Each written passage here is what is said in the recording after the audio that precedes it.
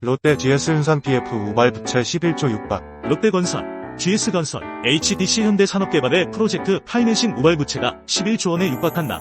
태영건설 사태 이후 건설업에 대한 우려가 높아진 상황에서 과도한 PF 우발 부채는 시장의 신뢰를 얻지 못하는 요인으로 작용할 전망이다. 5대 건설사 PF 우발 부채 12.4조. 29일 나이스 신용평가에 따르면 건설사 PF 우발 부채는 롯데건설 5조 4천억 원, GS건설 약 3조 2천억 원, HDC 현대산업개발 2조 1천억 원이다. 또 코오운글로벌 약 1조 5천억 원, HLDNI 한라 2,100억 원으로 분석됐다.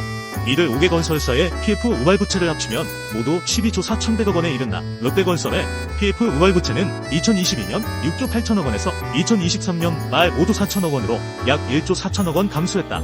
신규 수주를 제한하고 분양대금을 통해 PF 대출이 상환된 영향이다. 광주중앙공원 등 기존 수주 사업장의 브릿지론이 본 PF로 전환된 것도 긍정적이다. 나신평 권준성 선임연구원은 롯데건설의 자기자본 2조 7천억 원 대비 여전히 높은 수준이다. 상대적으로 위험도가 높은 도급사업 관련 미착공 및 저조한 분양률 사업장의 PF 우발 부채가 3조 3천억 원에 달한다. 해당 우발 채무의 지방 비중도 50%를 웃돈다며 올해도 정상적인 사업 진행에 따른 착공 및 본 PF 전환 등을 통해 우발 채무 감축이 필요한 상황이라고 전했다. 롯데건설은 2조 9천억 원 규모의 PF 유동화증권을 직접 매입한 상태다. 메리츠 금융그룹과의 1조 5천억 원 규모 유동화증권 장기 매입 펀드 조성, 롯데그룹의 직간접적인 지원 의지 표명에 따른 시장의 우려 완화로 2023년 말 PF 유동화증권 직접 보유액은 624억 원으로 감소했다. 권선임연구원은 2024년 1, 4분기 약 4조 원의 PF 우발 채무 만기가 도래한다며 메리츠 금융그룹 펀드의 차환 여부 및 만기 등 조건 등이 PF 우발 채무, 차환 위험 경감의 중요한 요소라고 설명했다.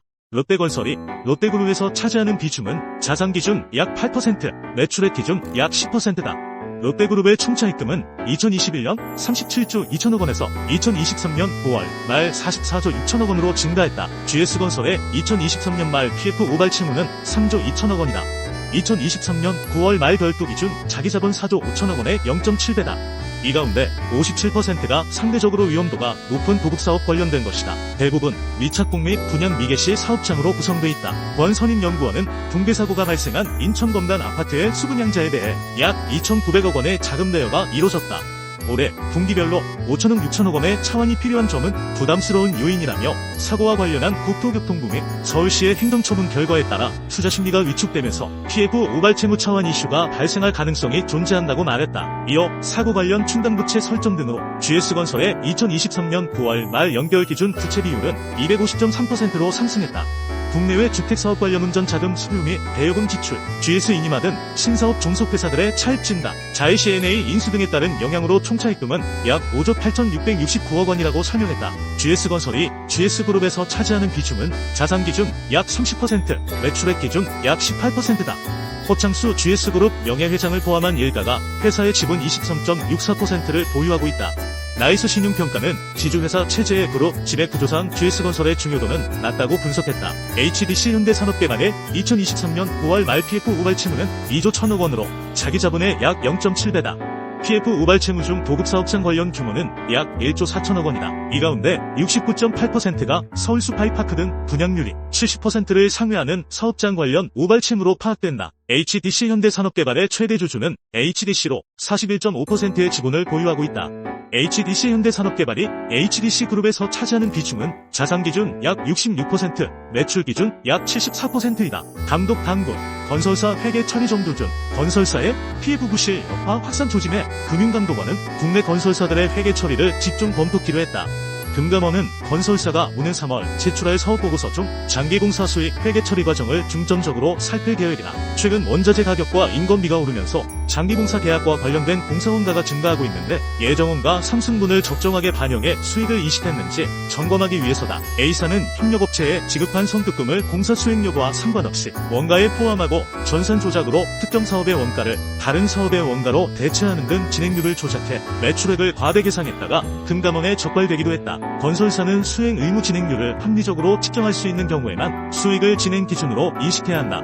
진행률을 측정할 땐 일관성 있는 진행률 측정 방법을 적용하고 적합하고 신뢰성 있는 정보에 근거해야 한다. 수행 의무의 결과를 합리적으로 측정할 순 없으나 원가는 회수될 것으로 예상되는 경우 수행 의무 결과를 합리적으로 측정할 수 있을 때까지 발생 원가 범위에서만 수익을 인식해야 한다. 금감원은 건설사 등이 원가 기준 투입법 적용 계약에 대한 추가 공시 요구사항에 유의하고 계약 잔액 등 수익 인식과 관련된 주석사항도 충실히 기재했는지 살필 계획이다. 금감원은 건설사의 우발부채 공시도 중점 점검할 방침이다.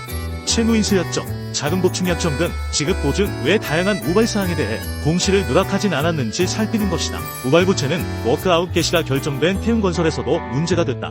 건설사 등 회사는 기존 우발부채의 경우 경제적 자원 유출 가능성의 변화 등을 지속적으로 평가해 충당부채로 인식해야 한다. 우발부채의 분류 기준에 대한 논란도 있다. 일반적으로 대물인수는 공사비 등을 못 받을 때 채무의 가름에 아파트 등을 인수하는 것을 말한다.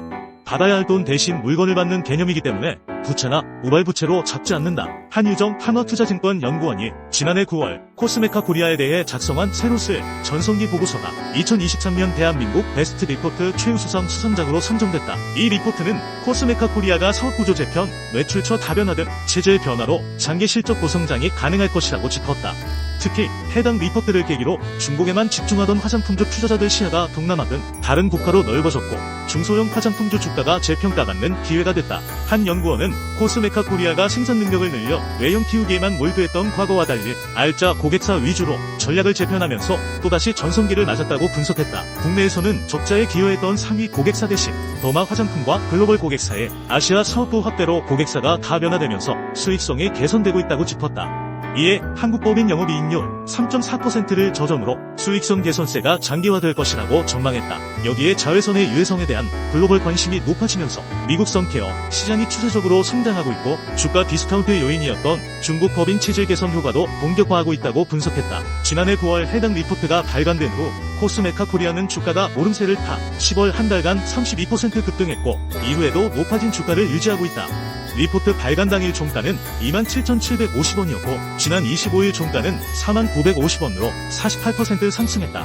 또 이 리포트는 코스메카 코리아뿐만 아니라 전반적으로 화장품 OEM, ODM 업체가 제주 못 받는 결과를 낳았다. 이지수 다올투자증권 연구원이 지난해 7월 HK노엔을 분석해 작성한 EQ23 프리뷰 점점 나아지고 있다. 보고서가 2023 대한민국 베스트 리포트 7월 수상작으로 선정됐다. 이 연구원은 HK노엔이 하반기부터 위식도 역류질환 치료제 K캡의 중국 급여 등재에 따른 로열티 매출과 동남아시아, 중남미양 매출이 본격적으로 발생되고 유럽 기술 이전 계약 체결이 기대된다고 전망했다.